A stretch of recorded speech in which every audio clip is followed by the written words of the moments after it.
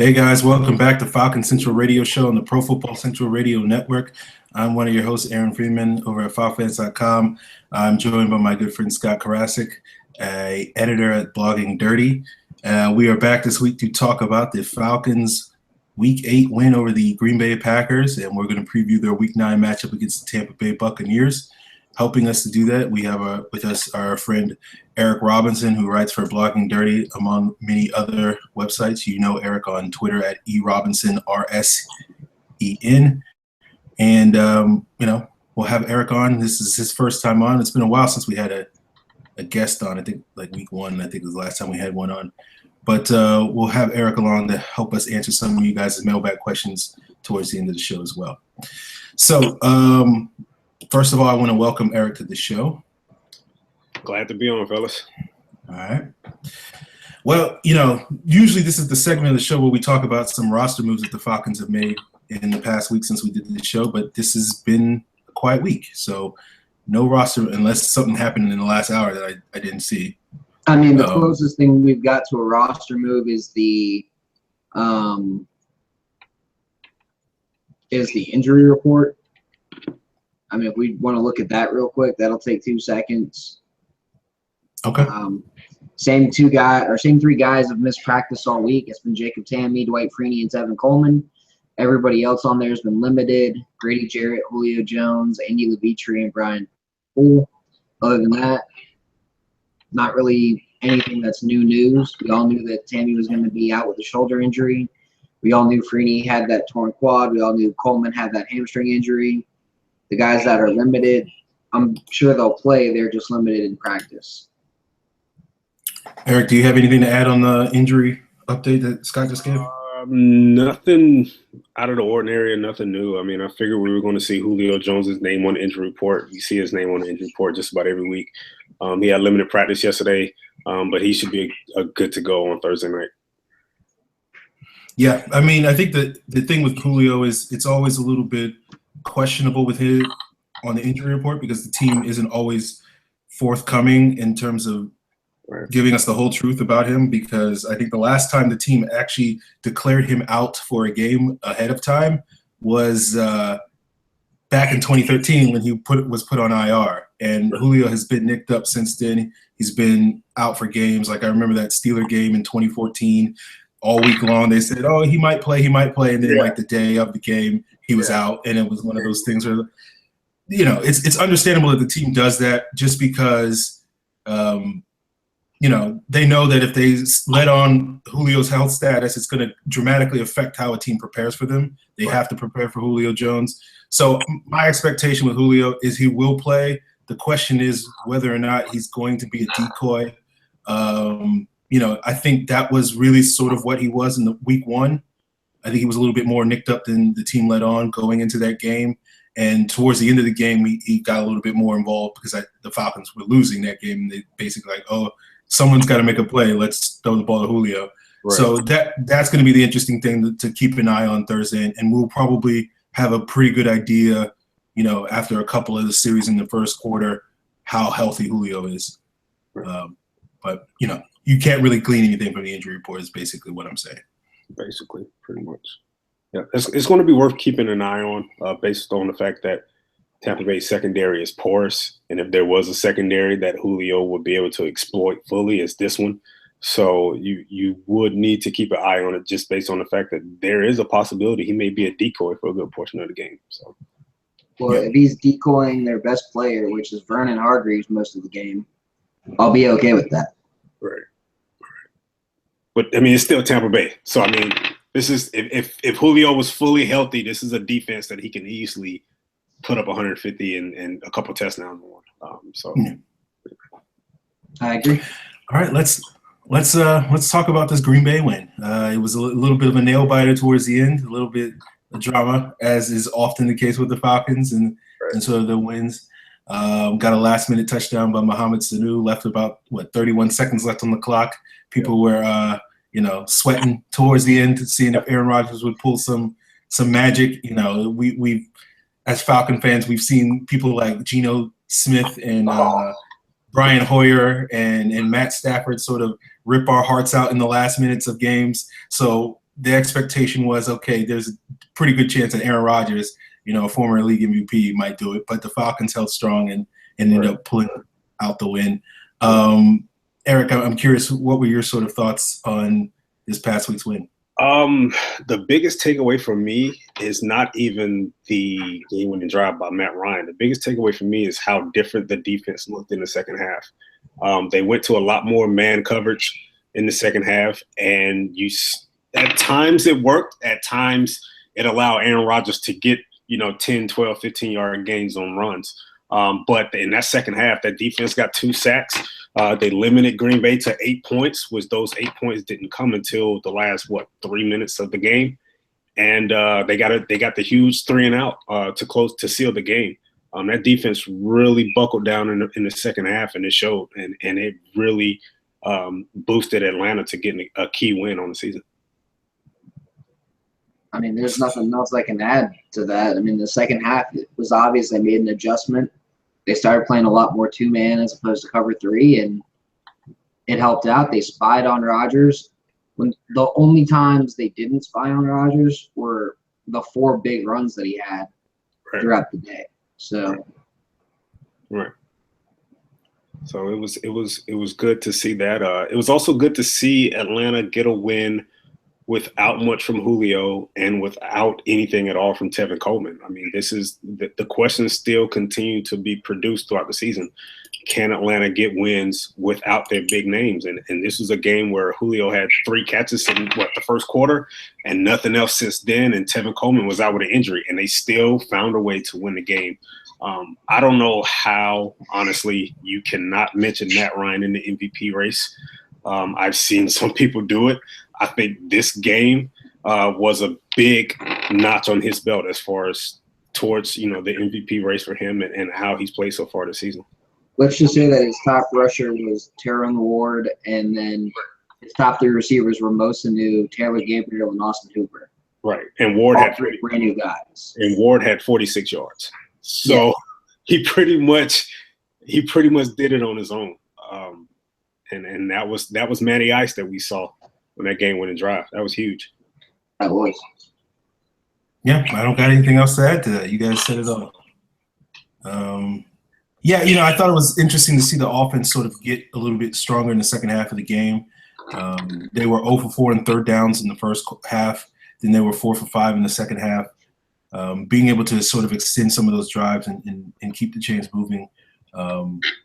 Using the running game early on downs and converting with throws on second downs, I thought was a big part of their success, not having to get in situations where they were behind schedule on third downs, third and longs and whatnot, where, those are the sort of situations where you would think guys like Mike Daniels and Julius Peppers and Nick Perry might be able to exert their will on the Falcons offensive line. But all credit to the Falcons offensive line. Outside of a handful of plays, Peppers and Daniels were pretty quiet. Nick Perry was pretty much a non-factor. Obviously, they got a little help from not having to deal with Clay Matthews because he was out with an injury. But, based off of the way they played, I don't think Clay Matthews probably would have made a huge difference. And, I think a lot of power and a lot of credit goes to the offensive line for not getting too overwhelmed. I was a little nervous when we had the goal-to-go situation, and it took us 3 tries to get in the end zone from 1 yard out. That was a little frustrating, but, they got in, so I can't complain too much. I would have preferred to see it in 1 try as opposed to 3. We've seen this Falcon team have, like 7 tries in the previous years where it was just like they go 3 plays, they don't get in, penalty, then they get 4 more plays and they don't get in. It's like, oh my God, this team's the worst. Or even last year when we were knocking on the door, so many red zone turnovers within the red zone, being able going in to score, and that didn't show up. But a tip of the cap to Julio Jones on that play. He drew a nice little double coverage on that goal-to-go situation, and it kind of helped Atlanta a little bit. But there's something I do want to address a little bit, and I saw it from some of the fans on Twitter. This defense has a long way to go. That should be established before you watch any Falcons game. Don't expect this defense to go out and be the 2000 Ravens, the 85 Bears. They got a long way to go. let's be fair here, though. They may have a long way to go, but I don't think it's too crazy to expect another couple turnovers. Right. Some more turnovers, some more pass rush Right. than what we've seen. Not saying that the pass rush has been awful. It's been much improved this year. Yeah. I think even Aaron would agree with me on that. That's been a much improved pass rush for most of the year. Yeah, it's been improved. I can't deny it. They still leave a little bit less than what I want. But, yeah, I can't deny that, I just have high standards when it comes. I want to see Jameis Winston running for his life like we saw last week when they played the Raiders where Khalil Mack and Bruce Irvin were just dominating that game. I want to see that this week. But if we don't see that this week, it'll cause me to complain about it on Twitter. But, at the end of the day, the pass rush is making strides. It's just probably not making as big strides as I would want. I remember before this season you saying if they can get like 30 sacks, you'll be happy. They're at 18 right now. I think I recall seeing or hearing something of that nature. Absolutely. Yeah, I was lying. I want like 40 sacks. So come on. Well, no, hey, with where they're pacing at right now, they're at 18 through 8 games. Yeah. 40 sacks is not an unreasonable number. It's not. It's not, and I think some people see what Denver did last year and use that as the benchmark. Like, look, that Denver defense had an extraordinary year last year. Let's not place that as the standard barrier here. That's unfair to a lot of defenses. But this defense, in my opinion, it has made strides. You can see it in the pass rush. You can see it in coverage at times. But this defense is at least a year away, another draft and a decent free agent period away from actually really making some noise. But they've come along. And like I say, I pinpointed they're playing the second half against Green Bay. Their second half was huge. That might have been actually the reason why they won that game. Yeah. So, but yeah, they're coming along. They're coming along. The 40 though, Aaron, you might have to lower that a little bit. Whatever they get to, I'm gonna want one more. So that's basically what I'm saying. Like if they get to 36, I'm gonna say, well, they should have gotten 37. If they get to 38, they should have got to 39 or whatever it is. So never change. Never change. Yeah, but if they get to 40, they're in the top 6 or 7 for sacks on the season. Considering that, and I'll be like, they should have got the 41. Optimistic saying that they have an average pass rush and hit 30 to 35 sacks. I mean, it's still crazy. That's a manageable. That's a worthy total right there. I think any defense will work with 30 to 35. You can. And I was going based off of the fact that they had 19 last year, and I was just trying to predict an increase that was reasonable and fair, and not like, holy crap, this is a crazy increase. Right. And it's they're like I said, they're making strides. Claiborne has looked good at times this year. Yes. Vic is coming out on his own, even getting a little bit from Dwight Freeney, even though he was a little dinged up last game. But I mean, they're coming along. They're coming along. Just give it some time. Now, there is one thing I do want to ask Mr. Freeman about this defense. Free safety Ricardo Allen. What's your thing? What's your thing with this guy? I mean, I feel like you're his only supporter right now, honestly. Well, I felt that way. I felt that way with Robert Alford for a couple of weeks there too. I felt like I had to go on Twitter every week and defend Robert Alford. To be fair, I was there with you on Alford. That's fair enough. I wasn't as alone on Alford as it seems to be with Allen. I don't know. I feel like Allen is basically the same player he was last year, but I feel like now the opinion of him has shifted dramatically. Like now people are looking at him like, oh, he's the biggest weakness on our defense. Like I certainly understand the perspective that the Falcons can upgrade his position. Like I was literally saying that all last year and throughout the offseason, and it was one of the big reasons why I wanted the team to draft Carl Joseph. But it is one of those things where, like, I think Allen has been fine. Like, I don't think there's any – like, if you can get an upgrade, then by all means go get an upgrade. But I don't think you should actively be looking for one. I think his play – I think if you're going to sit there and say, well, we can upgrade over this spot and this spot, and Allen's one of them, sure. Like, but I think you can literally say that about probably 8 out of the 11 spots on defense where you can legitimately get a better player at that spot. Yeah, but how many of those are rookies? Right. But I don't see. This is the part I don't understand. Like Allen's literally, basically in his second year, and all of a sudden, people look at him as like, oh well, he's a lost cause now, and we look at these rookies as, oh, they're like. It doesn't make sense to me for people to go from, oh, the sky is the limit in 1 year to the very next year, oh no, he's never going to be better than this. And I don't see why the tide has turned so much on Allen. I think a lot of it has to do with the fact that there are 4 rookies on the team. They're all playing reasonably well for rookies, but I think there's like this unwritten rule where people don't want to sit here and point fingers at the rookies as giving up and making mistakes. And so now they're ignoring the problems that the rookies are having and just basically making a mountain out of these minor issues that Ricardo Allen has. I'll be the first one to tell you that he hasn't played amazing football, but he didn't really play amazing football last year. He was about a league average, slightly above average safety. On a 10-point scale, he'd probably be like a 5 and a 5.5. But like I think that's about where he is this year. But it seems like everybody seems to think he's like a 2 or a 3 or something like that, and I just don't understand that. And I think as far as our defense is concerned, sure, I would love to get a great safety, but those types of safeties that can be premier talents in this scheme are very rare. Like we know about Earl Thomas. We saw Rodney McLeod. He just got $40 million from the Eagles. The Saints thought they were getting that guy in Jarris Byrd, so they paid $40 million for him. New England has Devin McCourty, and they just gave him like a $40 million contract. So, like, outside of those guys, there aren't that many people that can do that. And I think people have this expectation that, you can just go down the corner and find somebody that's going to be significantly better than Ricardo Allen. I don't really think that's the case because there's guys that I think are probably about as good as he is, but I don't think there's that many guys, maybe a handful of safeties out there that are significantly better that can walk into Atlanta tomorrow and show a dramatic increase in performance at that position.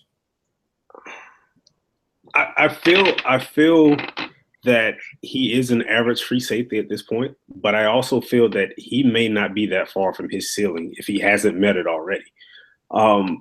And I wouldn't be against the team upgrading at free safety in the draft, if anything. No, you don't have to go out and you don't have to have an Earl Thomas in this scheme to have the scheme work. And a lot of people, they fail to see that as well. Like everybody expects Ricardo Allen to play like Earl Thomas. That's not going to happen. Earl Thomas is he's a rarity.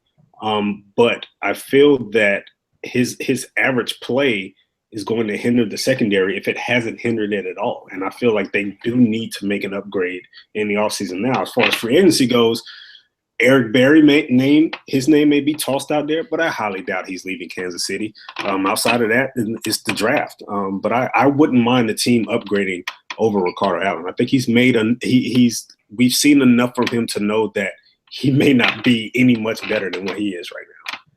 And if it was up to me, I would want them to get Malik Hooker. I'm on board for Malik. I like Malik Hooker. Although I think he may need another year in college. I think as far as his potential goes, he may be worth pulling the trigger on late in the first. And just having him grow for a year. If there's not any good pass rushers there, or say the Falcons sign, Jonathan Hankins or JPP in the offseason, someone like that, right?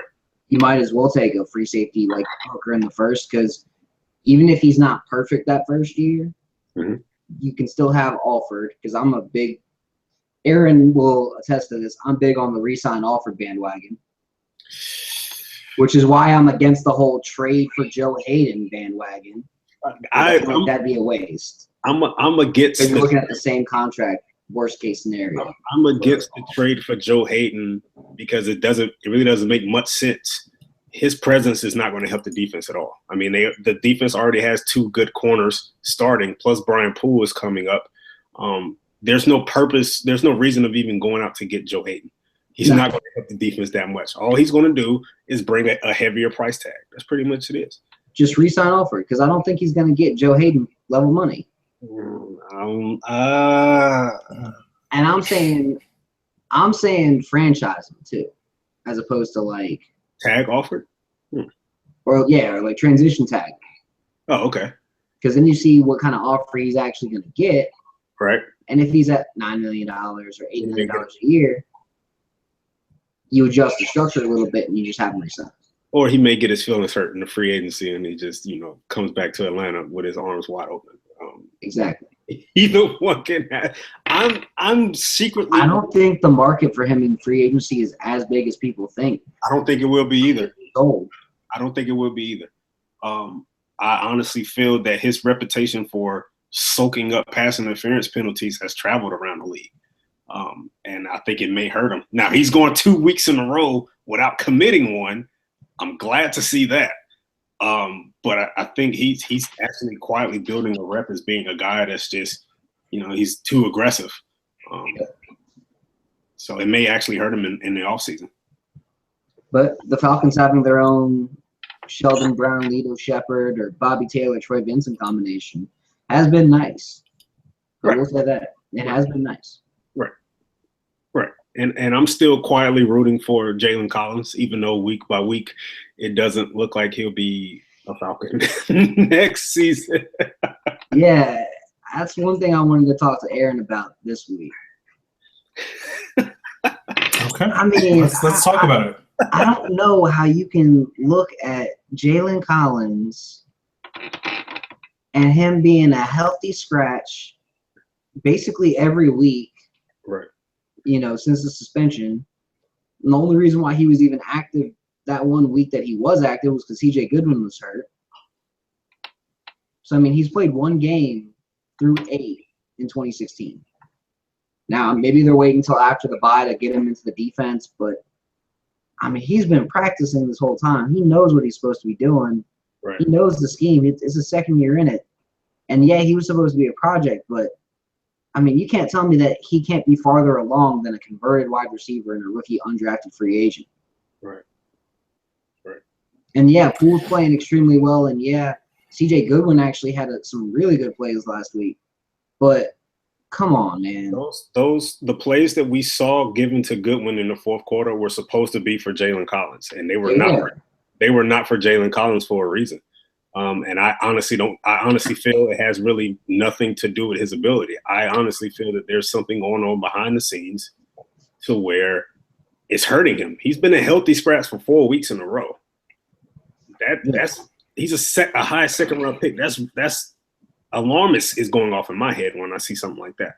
And the alarms going off in my head are saying, hey, they should have just taken Ali Marpet at the top of the second round and played him at right guard. Go ahead, Aaron.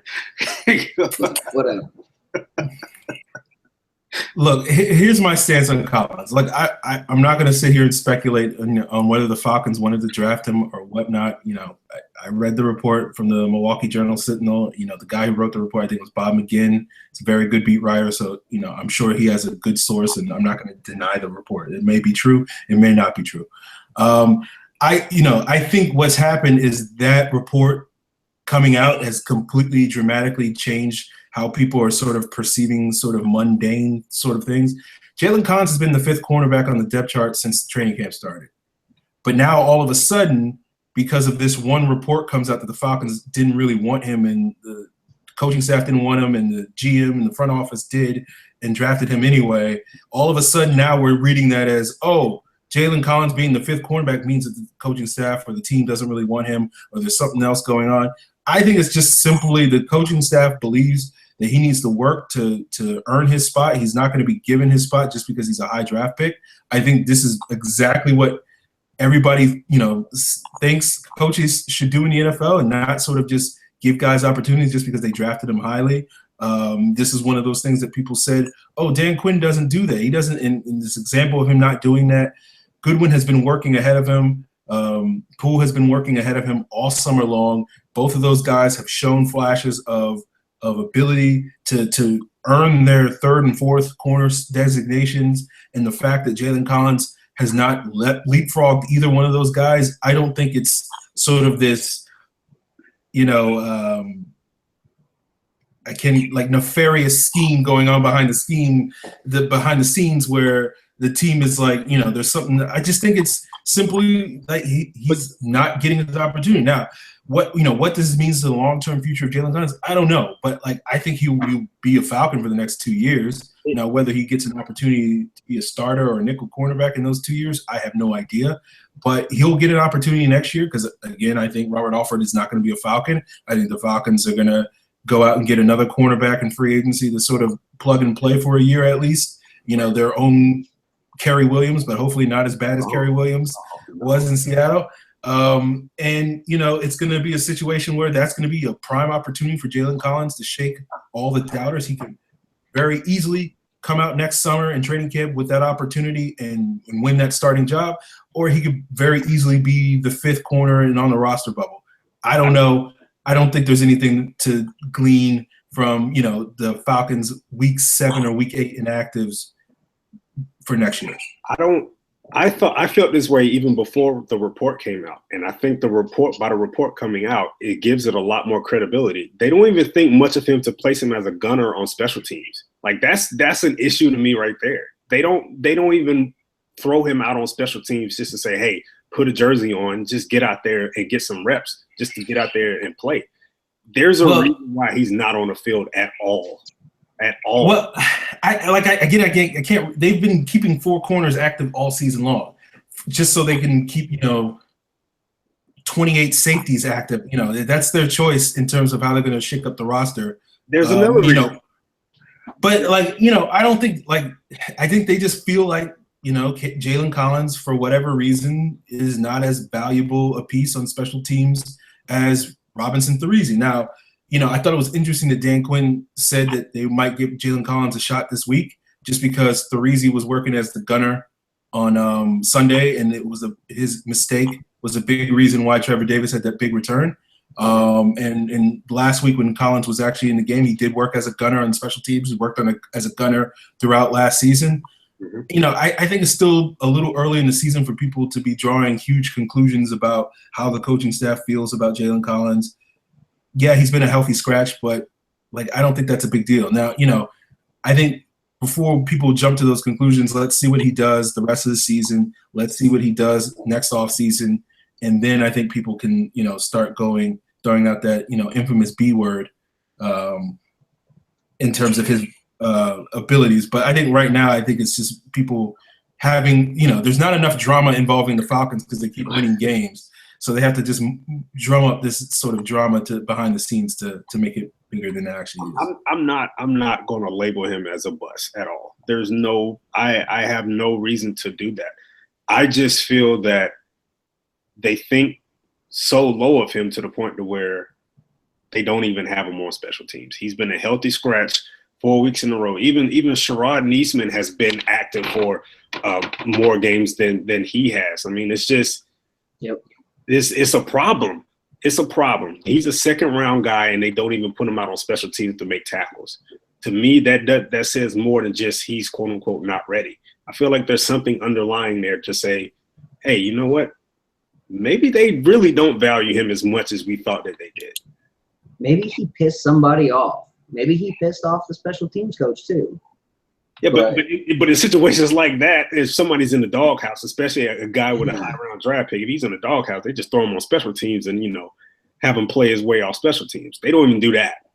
They don't even want him to put a jersey on Sundays. Well, look, I think it's fair to speculate whether he's in the doghouse, but I don't think that's a bold take to take. I think he's been in the doghouse since he got suspended. And they immediately said after he got suspended that he wasn't going to be given an opportunity right away. He was going to have to earn his spot. And I think that's what this process is about. So I think it's legitimate to say there's something else going on, but I don't think it's sort of as big a deal as he's got to earn his spot back, and he hasn't done it. And I feel he does, but at the same time, if we want to get the potential out of him, he needs to at least be on the field in some manner. Like I said, if anything, just put him on special teams. I feel worried now the fact that we're going to activate him as a fifth corner, and then just throw him out there in the fire on defense in a key situation in game time. He hasn't even really played all year. This is a guy who missed most of training camp.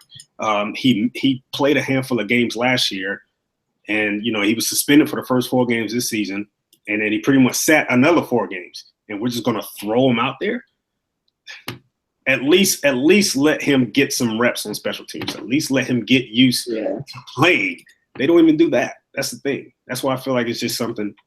I mean, he played in all 16 games last year, but he didn't play well in all 16 But he didn't play well, right. They at least had him out there, though. I remember in the San Francisco game, they just tossed him out there. He didn't have a great game, but he was playing.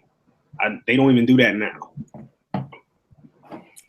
Okay. But I do I do agree with you, though. I do think Alford will not be around in 2017. I think he's gone, honestly. I just think, I think we should let these games play out, the rest of the season play out before we go too crazy on the conspiracy theories about Jalen Collins. He very well may get an opportunity this week or next week and play well, and then all of this conversation, no one's going to be talking about it. Right. So it's similar to me like the whole Vic Beasley thing at the beginning of the year, where everybody was up in arms about why isn't Vic Beasley doing good, and it's like, let's let more than 2 or 3 games play out this season before we make any sort of long-term judgments about Brian Cox's coaching ability or Vic Beasley's pass rushing ability. Let's let the whole season play out, and then, a lot of times, there's always a couple of storylines, a couple of narratives that seem like a big deal in week 6, but by the time we get to week 10 or week 14, is no longer an issue. Right. So that's what I'll say. Just one more thing on this whole Jalen Collins situation. Assuming that maybe we're right, Aaron. Maybe he's not in the plans at cornerback. Could you see him as someone to compete next offseason as potentially a free safety? When he was at LSU, I thought he could have potentially been a safety because I thought he was good in run support. Based off of what he did last year in run support, he was terrible. He's probably the worst player in our defense in run support. So I would need to see significant improvement in terms of his ability to be willing to step up and play the run before I would even consider playing him at safety. Now, here's something that I just hit my mentions. It says Falcons better think hard if they're going to let Alford go, because he more than likely would end up in New Orleans. I think that's probably the likeliest. I think that is the likeliest place he'll wind up. It makes sense. It makes sense since he's from there. It makes sense. And they definitely need cornerback help. Right. And they would love to stick it to the Falcons, but that wouldn't put fear in my heart. I mean, it's just It wouldn't put fear in my heart because I know Julio would destroy him every play. Exactly. It's another ex-Falcon that has to go up against Julio. Okay, whatever. And good luck with that. The Saints probably think, oh, we just stole Robert Alford from the Falcons. They're going to get it now. Right. No, now you look, I'm a Robert Alford fan, and for the 14 games that he doesn't play the Falcons next year, if he's on the Saints, I'll be like, I hope he does well. But those 2 games, when they play the Falcons, he will probably look terrible. Ben terrible. Ben Wickery, giving 180, 200 yards.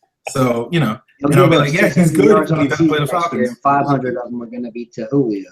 He's definitely going to get some pass interference calls against Julio in both of those games. He's going to have to. That wouldn't worry me at all, honestly. So if he wants to do that, by all means, go ahead and get your money, man. Good luck against number 11, though. No, look, I wish Robert Alford the best. Get paid, whether it's in Atlanta or New Orleans or anybody else. That's money for your kids. That's going to set up your life.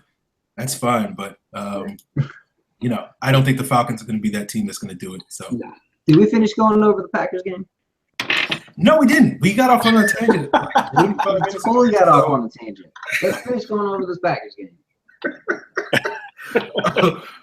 This is what happens when we bring Eric on the show. Hey, it's his first time. Yeah, he doesn't know better. He'll know next time. Don't derail the outline. I'm sorry. No. Let's talk a little bit about some of the other standout players in this game. Eric, you mentioned Matt Ryan. We talked about Adrian Claiborne. We saw some of the other players on offense that weren't named Julio Jones, as you said, stand out. Mohamed Sanu had the big catch at the end of the game. Taylor Gabriel had the big catch at the beginning of the game. Austin Hooper made, big contributions in the passing game as well. So it was nice to see, in the absence of Tevin Coleman, in the absence of Julio not being a huge factor in the game, losing Jacob Tamme, I think it was the opening drive, right? Wasn't it? Yeah, I think that was. And see the other guys step up and make plays. We even got a nice catch from Justin Hardy on that last drive. Unfortunately, I don't remember Aldrick Robinson doing a whole lot, but it's fine. It's okay. Not everybody can catch the ball, right? But I think that was a good sign for this offense to continue we've been saying all year long to continue to see this offense spread the ball around. That's what makes them really efficient, not being this team that's so hyper focused on Julio and Devontae Freeman having to carry them every week. And as you guys said, like Teron Ward was the leading rusher this week as opposed to Devontae. Right. Not to say that Devontae didn't play well, but he just didn't. We didn't really need him to have to play at a high level in order to make this game work. So, were there any other players that you guys thought were worthy of being highlighted that stood out in your eyes? I mean, I thought Vic Beasley turned in yet another good game. Was getting pressure, was getting held. Was doing what he was supposed to be doing. Was spying effectively. Ran his stunt well. I mean, I thought he did a good job. He was all right.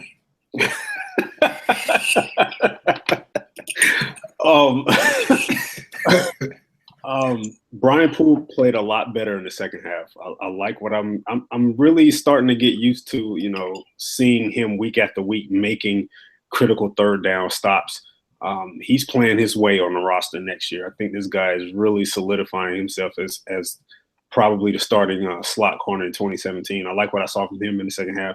And anybody who follows the Falcons, who follows Blogging Dirty, or who follows me on Twitter knows that I'm a massive Keanu Neal guy. I was pledging to take him in the first round for months. That was the worst first half I've seen from him, even in college. He missed tackles. He was, got lost in coverage at times, but the second half he kind of turned it around a little bit. So I'm hoping he can build off that second round and have a big game this week against Tampa. So those two guys stood out. And of course, Sanu stepped up big time. That was a number 2 receiver who just got paid in the offseason. That's what we paid him for. And I'm happy with what I saw from him this week as well. Aaron, remember when I said at the beginning of the season, Mohamed Sanu, what are you going to say if he wins, 2 or maybe even 3 games by taking the team on his back right at the end? And you go, no, that'll never happen. He would do it at Cincinnati. I don't know why you were so against him being able to do it here. Because there's other options that'll get him open. Yeah, in Cincinnati he played with A.J. Green. Here he plays with a better version of A.J. Green and Julio Jones. That's why he was open. He had to step up this week. He had to step up, and he did. And yeah, they were doubling Julio Jones even when Julio was hobbled.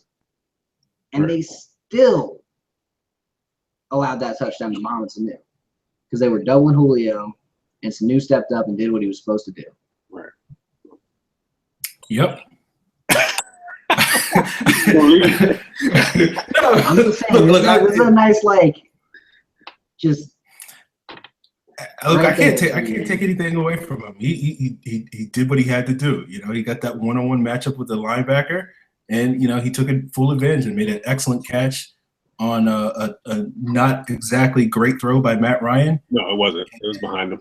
Yeah. And but if he misses that catch, it's an incompletion. There's no one behind him, and it's out the back of the end zone. So it was still a decent enough throw. It wasn't a great throw.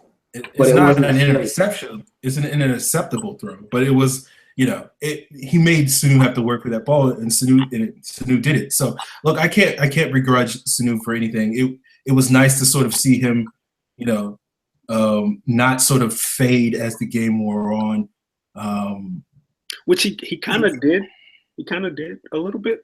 Yeah, I mean, he made it count in the biggest possible moment. So you kind of dismissed the two and a half quarters where he really didn't do all that. Right, yeah. So I mean, but like no one's going to complain about if you make the game-winning catch, no one's going to complain about you being absent for 2.5 quarters.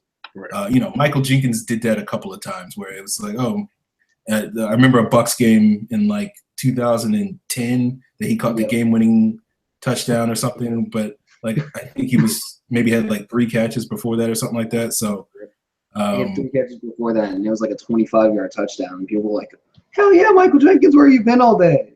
Yeah. So like look, I've been saying a lot of crap about Mohamed Sanu over the last 7 months. I will probably continue to do so when it's fitting, but this week it is not one of those opportunities. Right. So I'm with you on that. I will admit I was against the signing from day one. I didn't like it. I didn't think he was quality enough of a receiver to bring in for that much amount of money. And I pointed out last week that before the Green Bay game, he barely had better numbers than Roddy White at this point last season. But he shut me up against Green Bay. So yes, I will not poke at Sanu this, after this point. But he's got to build off that though. He's got to build off that. Yeah. It would be nice to not see him go in the tank for like 3 games and be a non-factor again. Right. We would like to see this sort of effort on a week. We'll forget the game-winning catch if he goes 3 games with 4 catches. Like we'll forget about that. So he's got to build on it.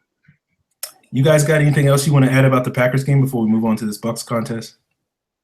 No. Okay. Well, we got through it, guys. Even though we got derailed in the middle of it, we got through it. All right, let's talk about this Thursday night game. Short week, classic Thursday night game. Is it going to be the classic horrible football on Thursday night? Usually you get at least one team, if not both teams, coming out flat on the short turnaround. I guess that's going to be the Falcons' biggest obstacle because I think, as most people thought going into that week 1 matchup, the Bucs shouldn't be a team that matches up that particularly well against the Falcons. But, some of the reasons why they lost that game were you would probably say the offense didn't get enough going. They couldn't really run the ball that effectively. Julio Jones really wasn't a factor. And, all the other options that we have in our offense that we've discovered in over the last 6 or so weeks didn't really sort of step up and sort of carry this team then. And, of course, Jameis Winston basically was throwing dimes in the third quarter, and there was really no defense against a guy throwing a perfectly thrown 45-yard touchdown. So I don't think we'll see that happen again, but we've seen Jameis basically play like his 3 best games against the Falcons. Apparently, like whenever he plays the Falcons, Jameis is going to do something amazing. And, I think the only way the Falcons can really stop it is by getting pressure on him. We saw, as I mentioned earlier, against the Raiders. Jameis was running for his life that entire game. I would like to see the Falcons do the same. Without Freeney being there, that's probably going to put a little bit more emphasis on Beasley sort of picking up the slack. Claiborne's coming off one of his best games since he's joined the Falcons. I hope we get to see a little bit more Grady Jarrett in the nickel as opposed to the Courtney Upshaw experiment continuing. Like Upshaw's been okay. He's been fine. He hasn't been an issue. But like I do feel like the Falcons can get a lot more from their interior pass rush if it's a lot more Babineau and Jarrett. Right. I'm placing a huge emphasis on getting off fast start, and it really doesn't even have much to do with the fact that it's a short week. But if you recall back to week 1, that offense was flat in the first half, and Tampa Bay took advantage, and they had a halftime lead, and next thing you know, the Falcons were 0-1 to kick off the season. So with what happened in the first game, and this being a Thursday night kickoff short week, Falcons got to get off to a fast start, man. They gotta be able to get some points on the board quickly, and not give Tampa Bay much of a chance. That's all Jameis needs is an opportunity to win a game. And in many cases, as a Hurricanes fan, I've seen him do it time and time again. So they have to get off to a fast start this week. Yeah, and I think it helps the Falcons' cause because Tampa Bay's coming off a overtime slog. We typically see teams that play overtime games. You can even say the Falcons a little bit against Green Bay. We saw it with Arizona and Seattle with their tie last week. That following week, football is a very physical sport, and when you have to play a full extra quarter and you're basically operating on fumes, it takes quite a bit to recover from that, and especially when you have like 2 less days to recover, that's probably doesn't help the Bucs situation. So I think, as you say, Eric, it would be a good opportunity if the Falcons can come out fast and sort of just put this game away early, and the Bucs in a situation where it's like, okay, we'll just pack it in. And it may not be much of a huge deal, but the Bucs are playing. They played that overtime game in Tampa, in that humidity a little bit. So that's another factor as well. So yeah, they got to get off to a fast start, and like you said, just put it away early.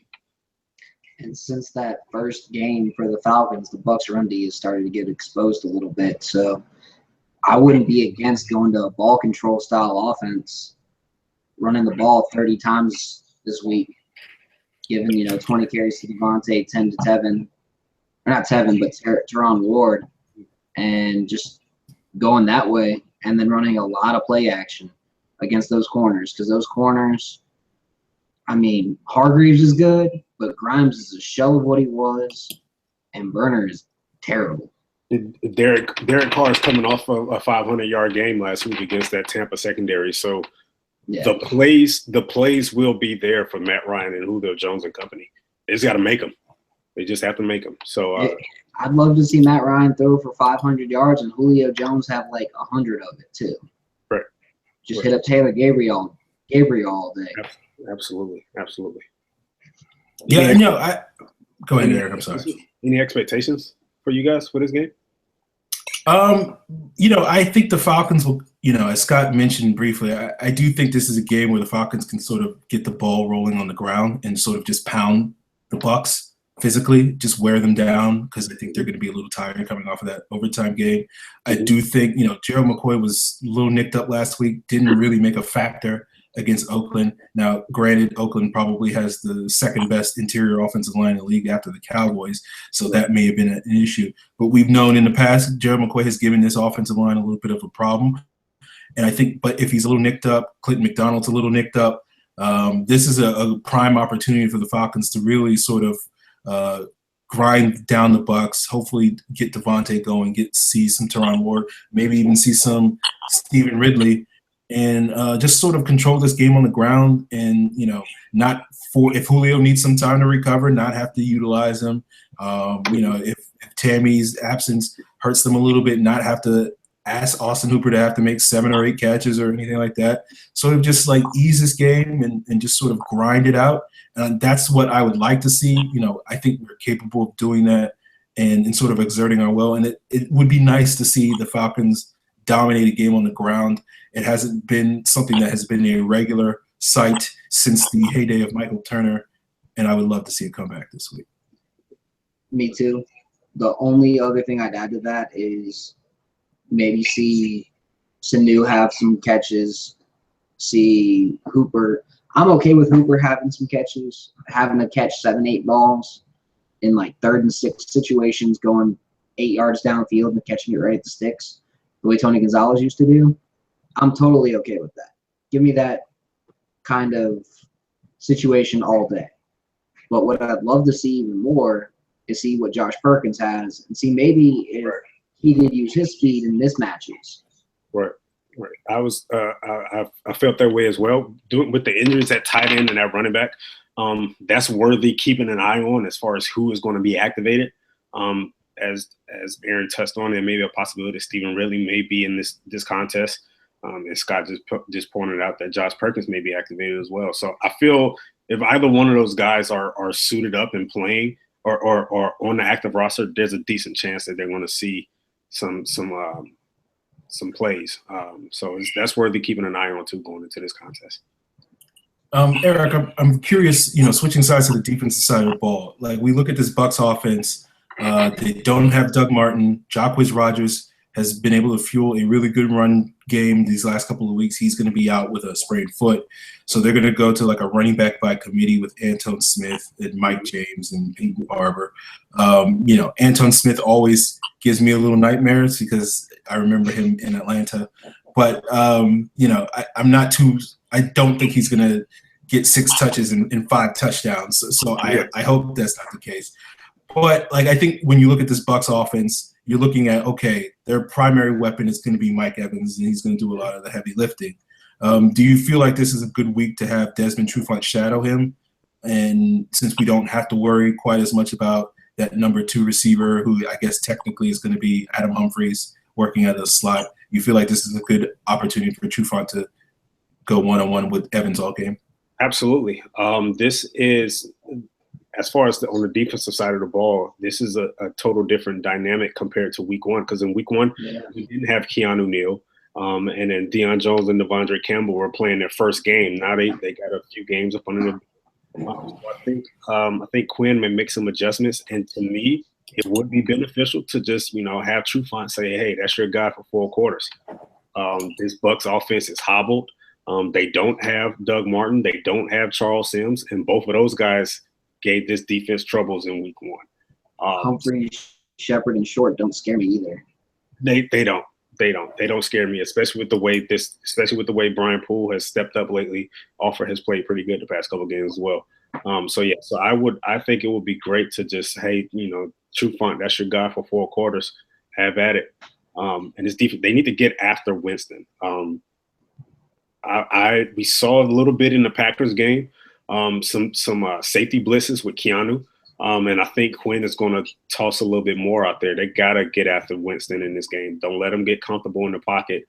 I don't mind him escaping the pocket and trying to extend the play. I do mind if that happens to Aaron Rodgers. Aaron Rodgers has won Super Bowls. He's won a Super Bowl doing that. I don't mind if Winston does that. They got to get after him in this contest.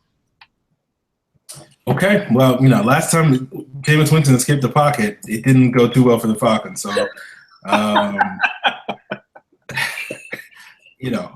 don't feel as confident as you do, but I understand where you're coming from. But until we actually tackle Jameis Winston, I won't be that comfortable with it. But we'll see how it goes.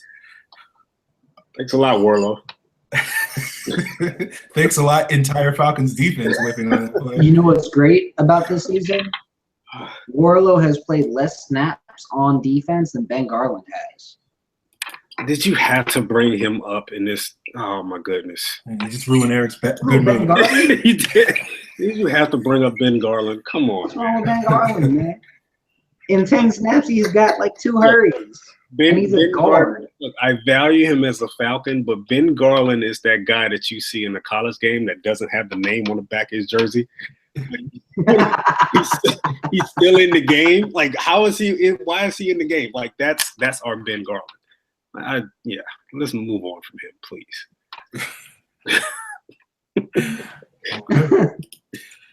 So I mentioned him briefly. How on a scale from 1 to 10, how scared are you that Anton Smith breaks a 60-yard touchdown this week?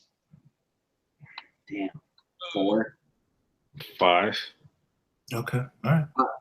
Because I think we have athletic enough linebackers to prevent that.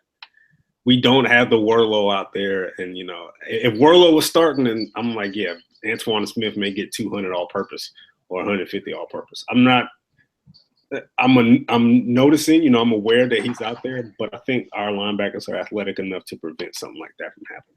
I also think that where he succeeds is always in that he's not like Tevin Coleman where he's lining up in the slot and running a route. He's like, hey, here's a screen. Hey, here's a pitch. Mm-hmm. I think the Falcons defense flows well enough side to side that I'm not worried about a horizontal game. I'm worried about someone coming at the team vertically. The way that the Packers basically did. Right. I trust Keanu to be there in run support to prevent something like that to happen. So, yeah. And Anthony Smith ain't exactly a big dude, so if he gets hit by Keanu, he ain't going to feel very good. I hints that Aaron is a little worried about it, though. Look, you guys know me. I'm always worried about everything. Look, Yeah, because you're a Chicken Little Falcons fan. I know, man. But look, we had some bad angles last week, and Antoine Smith is one of those guys that you take a bad angle, that's a touchdown.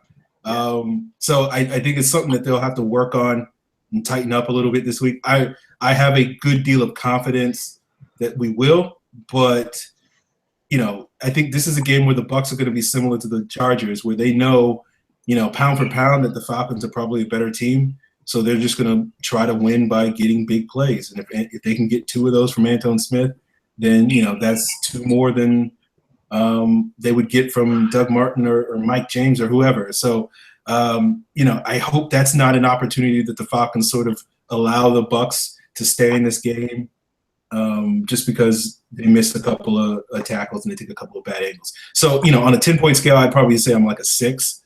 But, I'm a little bit more concerned about it than you guys are, but that's usually the case. Is it going to increase towards game time the closer we get to Thursday? No, I think we'll be fine. I think I'll be fine. That first time he gets the ball, though, I'm going to be, holding your my breath. Pearls. Yeah. So we'll see. Hopefully we just see Keanu just smack him, lay him out, Yeah. send a message. Yeah. and then you go, all right, I'm good. You'll let the pearls go at that point. Yeah, at that point I'll be fine. I talked about it a little bit earlier. Do you think this is a big breakout game for the pass rush? I hope so. I would love to see like 8 sacks. I would love to see it as well. I don't think we'll get it, honestly.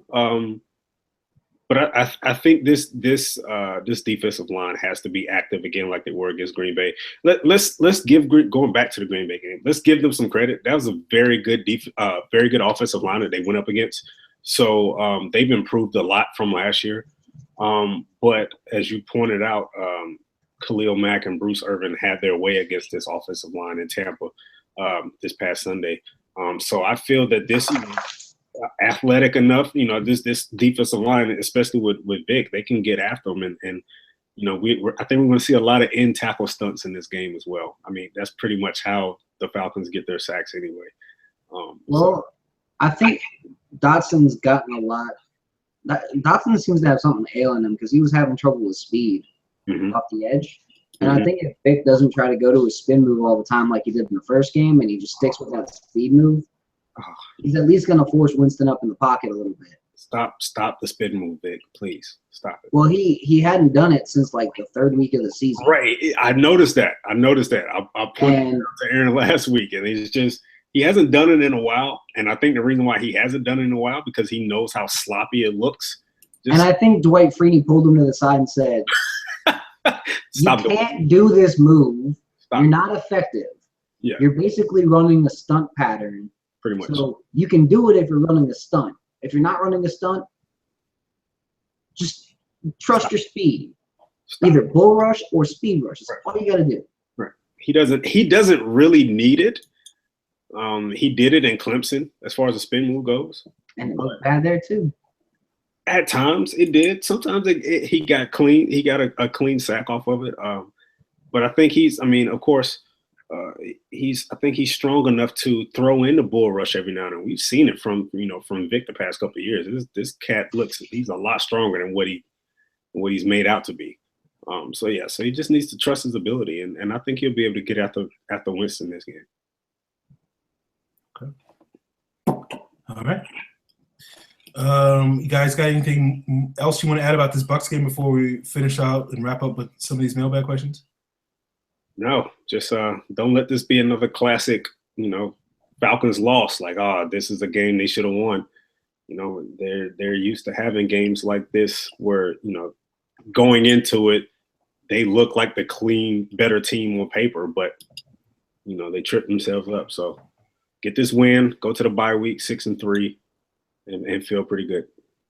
All I'm going to say is they've got basically 3.5 weeks with one game right in the middle of it, and after this Bucs game. So if they can win this Bucs game, I'm confident they can go to Philly and beat the Eagles, and then it's home for a nice home stretch.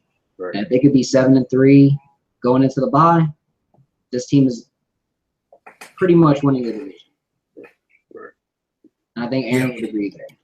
Yeah, I think this week is a big. They need this win. I'm not going to say it's a must win, but it is one of those games that you don't want to get into a situation where that Week 16 matchup against Carolina is going to matter in terms of the division race. Right. And losing this week, I don't know if that's going to make it that the case, but it certainly makes that a much bigger possibility. And let's get some separation between them and the Bucs.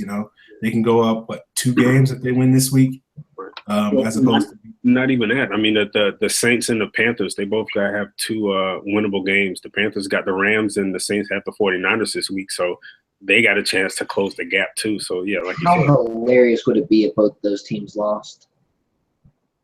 It wouldn't be. No, I mean if the Saints and the Panthers lost and the Falcons won, I think that'd be hilarious. I think it'd be hilarious if the Saints lost. I wouldn't be too surprised if the Rams beat Carolina. Oh yeah, I wouldn't be that surprised either. But because I think the Rams go 8-8 this year.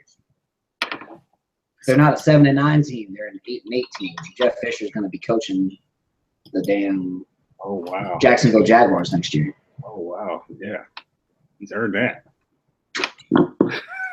Legit, I think Mike Smith could take the Jacksonville Jaguars and bring them to the playoffs. Somebody should. I don't know if it ain't Gus Bradley, but somebody else should. I'm just saying, I've seen him do more with less talent in Atlanta.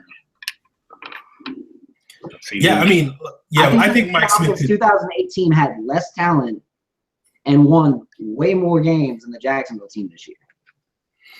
Yeah, Mike Smith could win that AFC South in his sleep. So I'm with you on that, Scott. The AFC South is terrible. All right, let's get to these mailbag questions. Your boy J94 asks, do we have something in CJ Goodwin?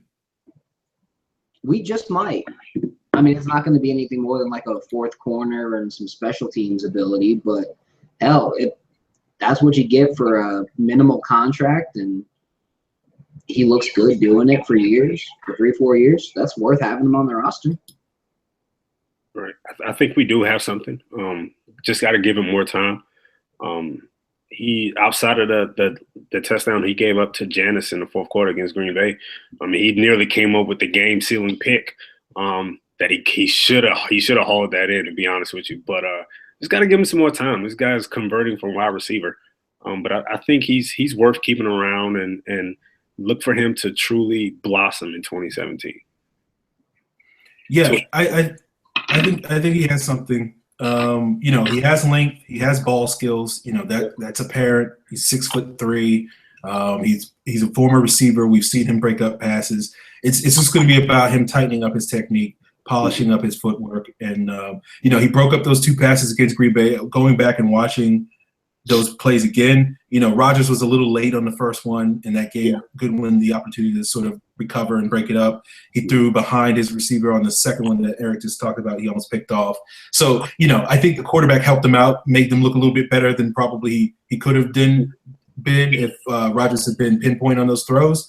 But, I think those are the sort of the things that you need to do as a young cornerback to give you a bit of confidence, to make you believe that, okay, this is not a gimmick. This is something that I can really work on and be something worth a damn. And I agree with Eric.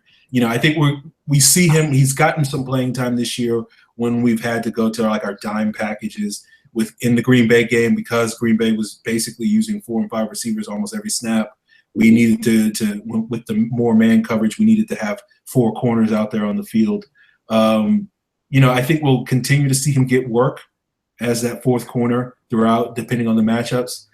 But, he'll probably have his ups and downs. So I don't think people should be expecting him to come in right away and set the world on fire. But I do think next season, seeing how much growth he makes, next spring and next summer will be a big determining factor to whether, how high his ceiling is. This was his first full training camp, right? This past Summer? At cornerback, yeah. Yeah, so I think we can expect to see a lot more after he gets another one under his belt going to the 2017 season. Yeah.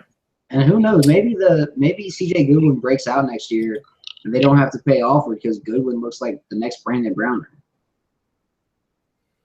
Maybe. I wouldn't bet on it, but maybe that's a possibility. Maybe. I mean, and again, I'm not saying that he will, but if at worst case situation is him being a fourth corner and a special teams guy, you're good. Yeah. But if he could turn into the next Brandon Browner minus all the penalties, I would take that in a heartbeat. Right. Yeah. Okay. Smorgasbord 9 asks, why is Shanahan so hesitant to do play action rollouts near goal line? Because you could get Matt Ryan killed with how tight the pocket is, or with how tight the situation is there. Right. And I'm all for play action in the goal line. I'm not all for play action rollouts in the goal line, unless you got a play and you know that bootleg's going to be a naked bootleg with just some empty field there. I mean, that's the type of play that is, of course, it's dependent on opponent. Certain defenses I would not trust running that bootleg out there because of the athleticism that could be on the edge or at the linebacker position. I don't think it's Shanahan being hesitant. I think we've seen it from Shanahan this season so far.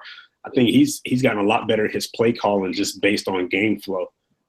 So I think a lot of his goal line calls are going to Freeman because in actuality, Freeman got us down there at a certain point. So I don't think he's being hesitant at all. I think he's just focused on getting 6 points, which is what I don't care how they score. Just get a touchdown if they're at that point right there.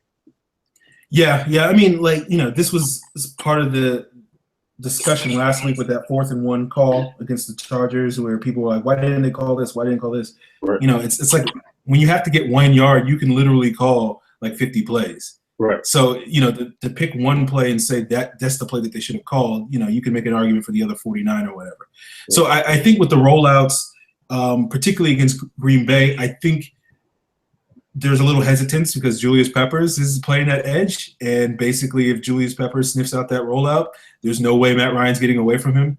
Right. We didn't see a lot of bootlegs against Green Bay. I think that was the reason why.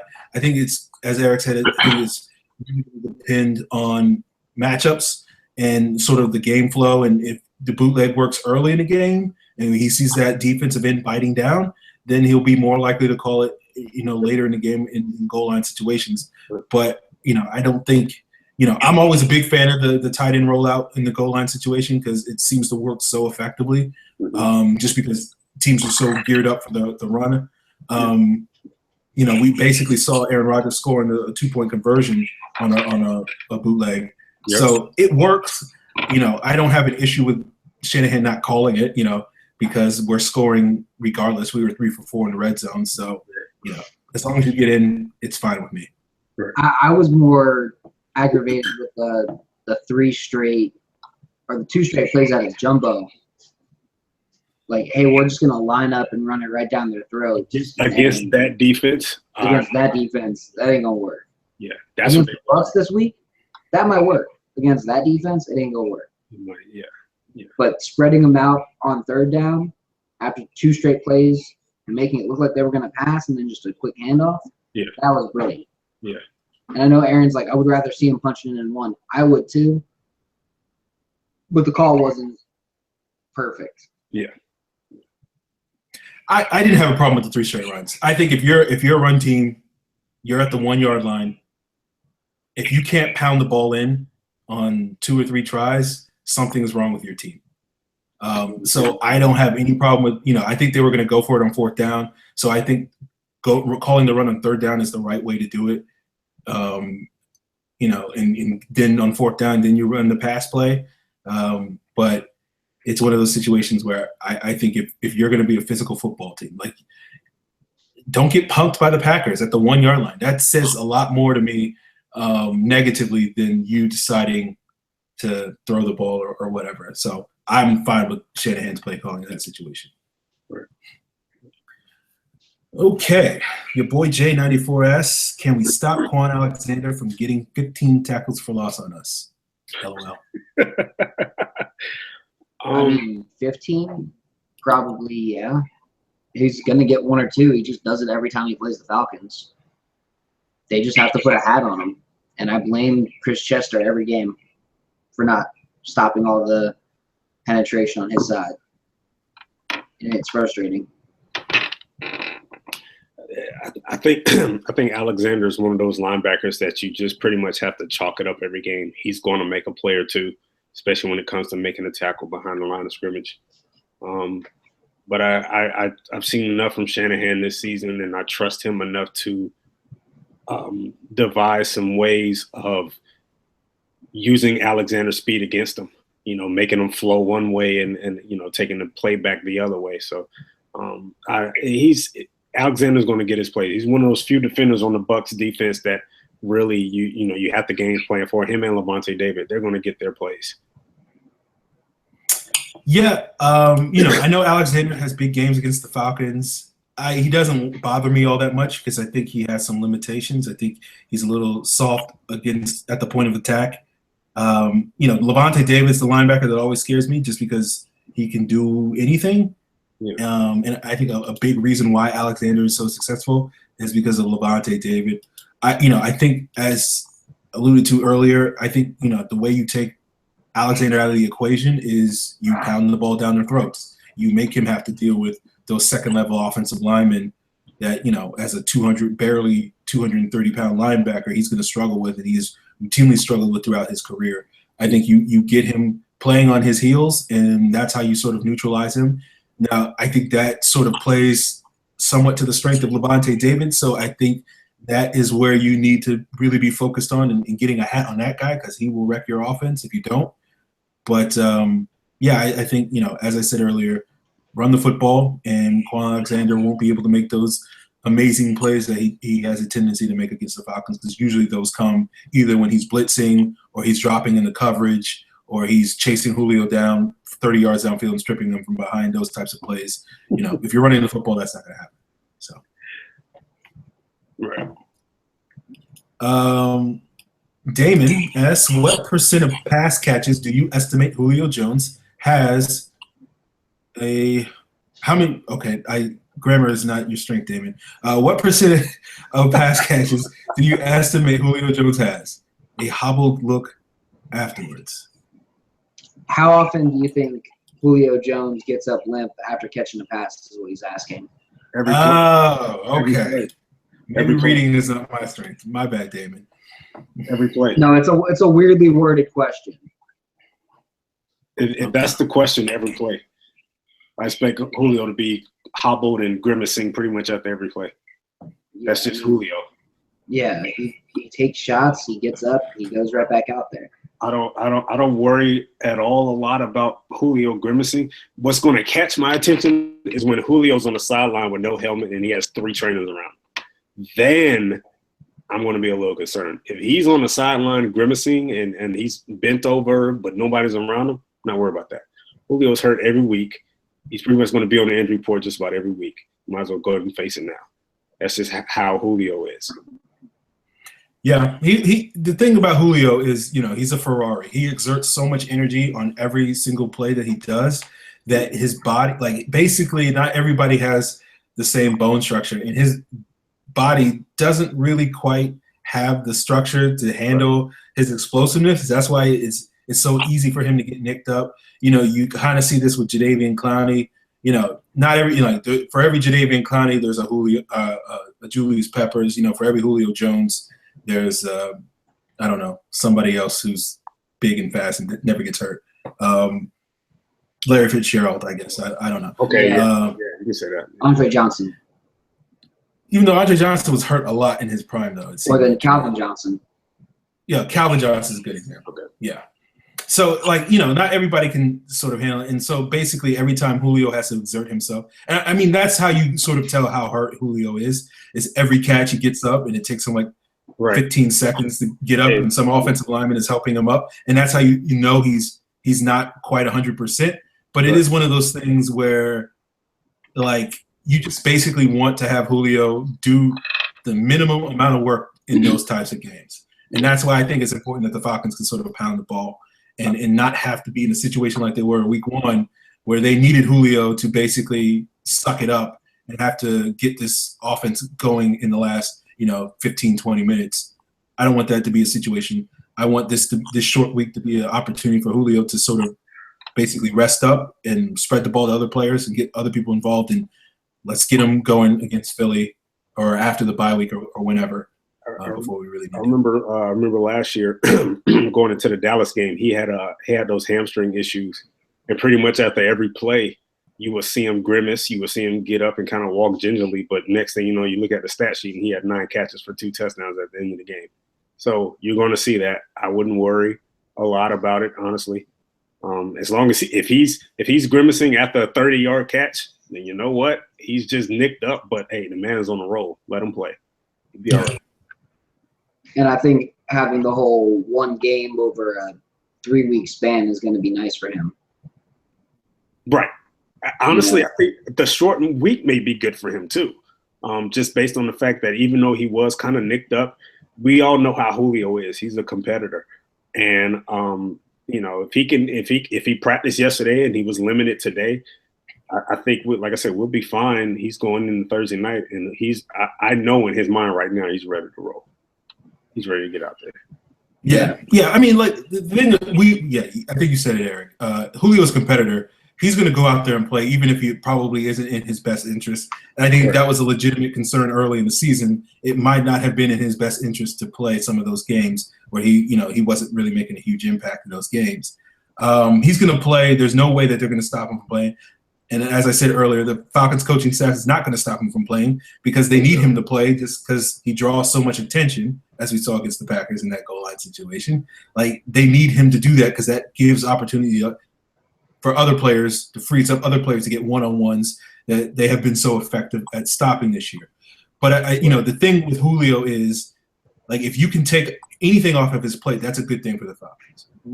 As I've said, if they can spread the ball around and not have to require Julio to catch more than 2 or 3 passes for 20 or 30 yards, that's great for their offense. If they can still win that way, that's exactly how they want to do it.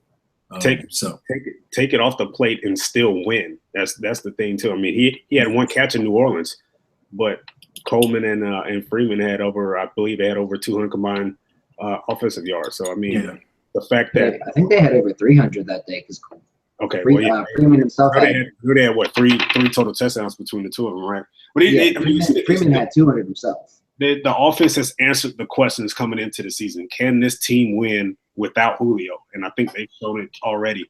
This team can absolutely win games without Julio. Yeah, they're 3-0 in games that Julio has 29 yards or less and only 3 or less catches. There you go. Okay. Ryan O'Brien asks, why the hell is Ishmael not getting any playing time? That's the guy you want as a spy, not your best pass rusher in the Vic. I mean, I don't know if you want Ishmael as a spy against Aaron Rodgers because Aaron Rodgers is too quick for him. But against, like, Jameis Winston, yeah. Who are you going to bench for him, though? Joel Wheeler. Well, I mean, the thing was, if we're out of nickel, if you're out of dime, I mean, you don't have to have C.J. Goodwin in there if you're playing out of dime. But if if they run nickel defense 60% of the time, I mean, you're either going to bench Jones or Campbell. Or you can run a 3-3-5. If you're just rushing 3 anyway, why not have them lined up as a 3-3-5? This line is not going to get anywhere rushing 3 guys. I'm with you, but they haven't been getting. I mean, they've been better with 4 guys rushing. I'll agree with you there, but they've finally started getting pressure with 4 guys, and without having to blitz all the time. What's your take? Run a spy every time. What's your take here? In this specific question, Kamal Ishmael's strength is playing the run. Uh-huh. And if you're playing nickel, there's really no reason to have Kamal Ishmael out of the field. Like, look, I like Kamal Ishmael. He's a valuable role player. He's sort of that glue guy that you could sort of, okay, we can do this. We can put him in the box. We can play linebacker. We can have him be a strong safety, all those sorts of things. But particularly against the Packers, where they're spreading the field with 4 wide receivers, you're not going to put him one-on-one against any of those receivers. Right. You're not going to put him one-on-one against Richard Rodgers when you have Keanu Neal or Devondre Campbell or Deion Jones that can do that.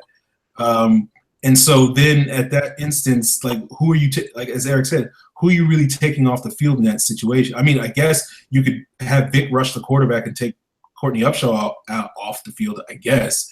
But like, to me, Ishmael's value is playing base defense, using him as a extra strong safety box defender, or when you play your sort of big nickel and you're using him as a strong safety, which is kind of your base defense because he's basically a linebacker in that situation. But at this point in time,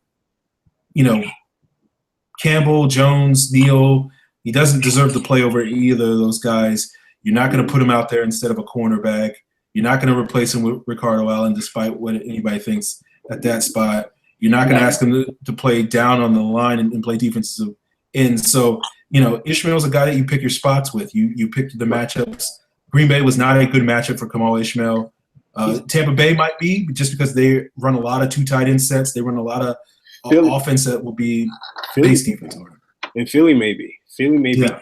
Ishmael's he's a dependent on opponent type player. I mean, as great as he's looked at times, like Aaron said, you're not going to put him out there against everybody. He's not going to see the field against New Orleans. He's not going to see the field against like Green Bay. But I think you may see more of him against Philly. You may see more of him against Kansas City. You may even see more of him against Carolina again. But yeah, depending on opponent. He's not able to just plug in and say, hey, go play.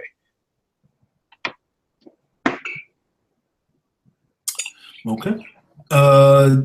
Last question is from Digital Demon. How would you feel about drafting Jonathan Allen, using him on the edge on 1st and 2nd down, and then kick him inside to D tackle on 3rd? D tackle seems weak. About as great as I would feel for Amelia Clark or Scarlett Johansson to come hang out with me every second of every day. So I was wondering where you're going with that. This is where I'm going with that. This is where I'm going with that. There's fantasy. no way that the Falcons can get Jonathan Allen. He's a top 5 talent in this draft. It's a fantasy. It's now, I do think he will fit. I do think he will be a hell of a player, but that is one reason why they signed Derek Shelby in the offseason. He pretty much does a similar type role to what that question just described. So, go ahead. Even though you do have Derek Shelby, even though you do have all these guys that have started to really show out, including Adrian Claiborne, who has really started to take that next step. I've been loving what I've seen in the last couple of games. When you look at that 2017 cap, you've got Tyson Jackson, Claiborne, Shelby, Hageman, Jarrett. Those are your guys that are under contract right now. I think it's possible that you'll see Jackson go. Yes. And you'll see Hageman get his snaps as the 5 tech. So in your base, you're going to have Hageman at 5, Jarrett at 1. You need a 3. And then at Leo, you're still going to have Brooks Reed under contract. I don't think they cut Brooks Reed just yet, but you're still going to have him under contract. I think there's a decent chance Hageman is not a Falcon next year. It's possible, but I think in your nickel, you're going to have Claiborne, Shelby, and Beasley. Mm-hmm. So you need a base 3 tech. You need a guy off the edge in the right end, and maybe a base 5 tech if you can't get Hageman to take the role. So that's 3 guys that you'd have to take in the draft. Right. And I think early on, you're better off trying to find that 3 tech more than anything else. That base 3 tech or that late in the first. Depth there. That late in the first, yeah. Because this is the right draft for it. I say get Star Latule's little brother if you can get him.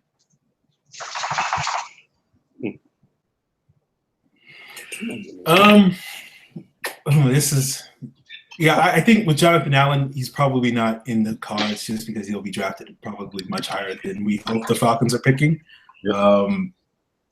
I think the one thing I would say about what you said, Scott, I think you're on the right track. I would be hesitant to count too much on Derek Shelby just because he's coming off an Achilles injury, and we know historically that's an injury that guys are sort of significantly diminished from the year following that injury. Not to say that he won't play next year, not to say that he can't contribute, but I think at this point the Falcons can't really go into the offseason saying, oh yeah, Derek Shelby will be back next year and he'll give us valuable snaps as whatever. Like, I think he'll be a part of the rotation, but I think similar to what we did with Corey Peters in 2014, I think that was one of the big reasons why we went out and got Paul Soliai and Tyson Jackson, because we weren't confident that Corey Peters was going to be 100% when the season started up. Now, granted, that didn't work out in our favor, but it was one of those things where I think the Falcons, at least on one aspect of it, like going out and getting players that could contribute in light of Corey Peters was a smart decision. They just didn't get the right players. But, I look at it next year. I think if you're going to go to get D-tackle, I would much rather get that in free agency. Like, I haven't really looked at this year's draft class at D-tackle, but I'm assuming it's probably not going to be as good as last year's draft class. It's just as good. It might be better. I'm just going based off what I've seen already. There's a lot of good talent. It's good. It's good. I think if the Falcons really wanted to target a 3-tech D-tackle to get after to get after the quarterback, they'll find one in this draft. Absolutely. As far as that goes, well, I mean, I think they'll be able to get a Leo too, possibly. If they really wanted to target one. I got my eyes on Derek Barnett out of Tennessee, but honestly, I think ultimately he'll be a top 15 pick once the draft rolls around. So it's some options out there. Now, to go back to your thing about Shelby, you are right where as far as his Achilles injury goes, but do you feel like the team being a little nervous about that is going to provoke them to go high in the draft and get somebody just in case he's not ready, just in case he's not 100%? I think you gotta have an insurance policy. I think you gotta get somebody out there that, mostly what Shelby has done this year is play D-tackle. I think next year you're looking at, I think best case scenario next year, you're looking at Grady Jarrett, Adrian Claiborne, and Vic Beasley being 3 out of your 4 components to your nickel pass rush. To me, in an ideal world, I think you would get another D-tackle that you can play as a 3 technique in the base and also be that guy that can – basically you want to get a young Jonathan Babineau at some point. Now, my personal opinion with D-tackles is that they tend to have a much longer development time than I think people think. And I think I want a guy that can come in right away and be that guy. And so I'd much rather go the free agency route and look at someone like KK Short or Jonathan Hankins or somebody like that. KK Short ain't getting out of Carolina, man. I don't know about that. I wouldn't be so sure about that. I hope you're right, because if they let him go, Atlanta would be dumb to not bring him in. If he's wearing a Falcons uniform next year, I might cry. Like, honestly, I would seriously contemplate buying season tickets for the Falcons games. If they do bring in Short, they need to make sure they've got a good defensive tackle next to him for the nickel. And I wouldn't be against bringing in Nick Fairley if they could get him too. Should have brought in Nick Fairley this offseason. That's just my opinion. Aaron was saying it all offseason, and I was agreeing with him. But I said, I don't know if he actually comes here. No one argued against the idea of having a freak like Nick Fairley out with the Falcons. No. Scott, I think with the Short thing, I agree with you. And normally I would say, no, there's no chance that Carolina's let him walk. But the way Gettleman has been with some of these highly paid guys that he's sort of let go and drafting Vernon Butler and Star Lotulelei also being a free agent and maybe being like the Derek Wolfe to KK's Malik Jackson, maybe being the cheaper option. I don't know. Like, I think there's a chance then that a player of Short's caliber might get loose at some point in the offseason. I think Star is the odd man out. Honestly, that's one. Well, they took Stars. They took Stars option, so I think Aaron might be right on this one. Oh, they did. They picked it up. They picked up his option last year, so I think Aaron might be right on this one. Well, just drafting the day that they drafted, Butler, the tea leaves clearly said they're going to let. To me, it said that they're going to let Lotulelei go because both of the guys they're coming up on free agency next season. And Short has played his behind off, the past couple of years. But I mean, if you're right, Aaron, if you're Dan Quinn, why not? I mean, next year they got Butler, Lotulelei, and what's his name? Butler, Lotulelei, and Soliai all under contract. And Soliai doesn't have that big of a contract. It's only $3.5 million for a rotational guy. So I could see them saying, hey, Star, you're gone. Sorry. But they've got $35 million of projected cap. Yeah, I think it's a good bet that one of those two guys, either Star or Short, aren't going to be playing for the Panthers next year. I don't know which two. I think it's fair to say that Short is probably the guy that you would prefer to keep over Star because Star is a little replaceable. But I think more so than like the possibility of like Von Miller leaving Denver or any of those sort of fantasies about certain elite players, I think because the way Gettleman has sort of treated paying certain guys certain amounts of money, I think there's a better than. But this is a front seven guy though. Yeah, I know. I wouldn't bet it. Like I'm not sitting here saying that I think Short's going to be available. I'm just saying I think there's a possibility, and it's a semi-realistic possibility. See, for me, the guys that I'm expecting to be available that I'd love to see Atlanta take a look at, Avery Jones out of Jacksonville. I know people are going to be up in arms, but he would already know the scheme. He plays a 3 technique. He gets pressure. I'd love to see him go after Jason Pierre-Paul. I don't think JPP gets that crazy market value. He hadn't really been performing amazingly this year, and I think he'd fit in well as a right defensive end in the nickel and could play Leo if he wanted to. And I'd love to see him go after Jonathan Hankins, who kind of fits that same kind of role too. Right. They have some options. They definitely have some options. Yeah. I mean, like basically, I would, if I had my druthers, which I rarely get that opportunity with the Falcons, they always seem to make decisions that spit in my face. But like, I would much rather draft a pass rusher, an edge rusher, and sign a defensive tackle. Just because I think defensive tackles, it's a little harder for them to contribute right away than edge guys. And I think, I think D tackle is a much bigger pressing need just because of the status of Shelby, because of Babineau being a free agent, because Tyson Jackson's probably a goner, because we don't know what Hageman's role is going to be, because we know what Upshaw is, which is a role player. I think getting another D tackle in there is a little bit more pressing, just because I think at DN you have Beasley, you have Claiborne. Hopefully maybe you can get one more year at a Freeney. If you can't, then I think then all you're really looking at is you just want another sort of situational guy. So I feel like that can be something that you can target in the draft. But getting a guy that could be an every down 3 technique, that's a little harder to come by. I haven't really paid that much attention to this draft class yet. I'll do that in another month or two. But that would be my hope. The more research I've been doing into Hankins, the more I'm for it. The more film I've watched of him, the more I'm for it. He turns 25 in March. So he'd be the same kind of age that Sheldon Richardson is. He's not a Sheldon Richardson type impact. No. He's not going to be that instant guy, but he could easily be that 3 technique who could start in the base and then contribute rotationally in the nickel.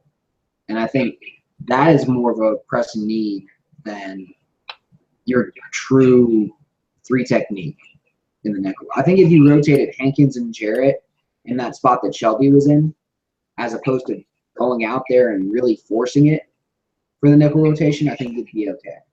And I think if you had Hankins and Jarrett in the middle of the base, that would help the pass rush in the base too. Well, the big thing I would like to see next year, and I'll let you speak, Eric, in a second, but like I would like to see this rotation be 4 guys and just 4 guys play base and nickel. Like I want to see Jarrett play every snap. I want to see whoever the 3 technique play every snap. I want to see the guy who plays left defensive end in the base kick inside on occasion, whether that's Shelby or somebody else.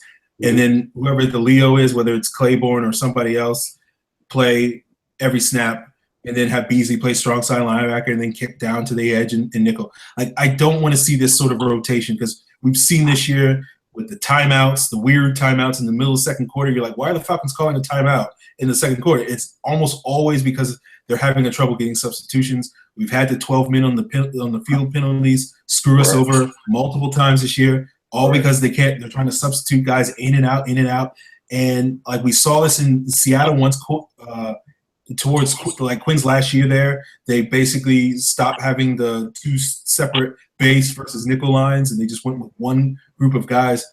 I think by Quinn's 3rd year, not entirely. Like they still had like every team rotates guys. They basically had 2 rotations of 3 guys. They had 3 interior guys and they had 3 outside guys. And they still run it that way there now, where it's basically Averill, Bennett, and Clark on the outside, and Rubin, Reed, and McDaniel on the inside. And I think that's the goal. And I think bringing in a Jonathan Hankins to do that with Grady Jarrett and Adrian Claiborne would be that 3-man rotation on the inside. And I think if you had that true Leo, again, JPP would be great. If you had that true Leo and you did, Beasley, JPP, and Reed, that could be a fun setup too. But I would be open to even keeping that 5 tech out there in Hageman if he could develop. And I don't know if he's developing. I would rather, well, I mean, as far as Hageman goes, I honestly feel like he's on his way out. I think the whole, I guess, the domestic violence issue that came up earlier in the spring this year, I think that's playing a part in his playing time as well. I wonder if they trade him. For what? What can you get? He's a undeveloped defensive tackle with a domestic violence charge hanging over his head. I don't think you can really get much for him. I have to wonder if you can get a 5th-round pick for him. If you can get a 5th-round pick for him, by all means, I'll help you pack his bags. But I don't think anybody's going to throw that out there for him, honestly, right now. I think it may just be best to let him walk, if anything. But I'm kind of, in agreement with Aaron here. I think, when it comes to getting defensive tackles, especially in this scheme where it is, it's specific and it's very detailed. As far as the 3 tech goes, I'd rather go veteran-wise, go in free agency and get a guy who's already established and ready to go, because that is a position that you can't afford a year or 2 of development to get things going. And with Quinn already going into year 3 next year, it's just I'd rather just get a vet. I think we're all on the same page as far as bringing in a vet. I still also want to see a draft pick. Now, it doesn't have to be a high draft pick if you get that vet. It could be like a 4th-round guy like Eddie Vander does. Andy or Jerron Jones out of Notre Dame. Or like Deshaun Hand out of Alabama, who I wouldn't mind has that size and speed. But I don't want him. I wouldn't want that guy to be the starter from day one. That's the thing. I would rather. But, he's the 4th guy. Yeah, that's fine. Behind Jarrett, behind Claiborne, behind that's fine. Whoever the free agent is, hopefully Jonathan Hankins. So it's really behind Hankins, behind Jarrett, behind Claiborne. Right. Then I don't think any of us are going to be mad if they're like, oh, hey, in the 4th round, the Falcons take Deshaun Hand. Right. All right, cool. The guy you can develop. Right. I'm fine with that. All right. Well, folks, there you have it. D-tackle, big issue next season. If you guys want to send in your mailbag questions for next week's show, you can use the hashtag Falcons mailbag. You can tweet at myself. I am at Falcons. Scott is at Karasik S. You can tweet at the show at Falcons PFC. Please be sure to subscribe to us on iTunes. Rate and review us on iTunes. That helps more people find the show. Subscribe to us on YouTube. Scar988 is the account. Or you And can find all out my our name. yeah. Google Falcons Central Radio, and you'll find it. Just Google Falcons Central Radio, it'll pop up. You can find all our archives at profootballcentral.com. Eric, we appreciate you coming on. Let the people know where they can find your stuff and what you got upcoming. You can find me on Twitter at eRobinson, RSCN. As right now, I'm just getting everything underway. Well, I'm working on a piece as far as who I feel is the biggest competition for Lamar Jackson and his Heisman Trophy campaign. I don't think it's a runaway right now. There's this one guy I got in mind. Outside of that, as far as Falcon stuff goes, just getting everybody up to speed during the week.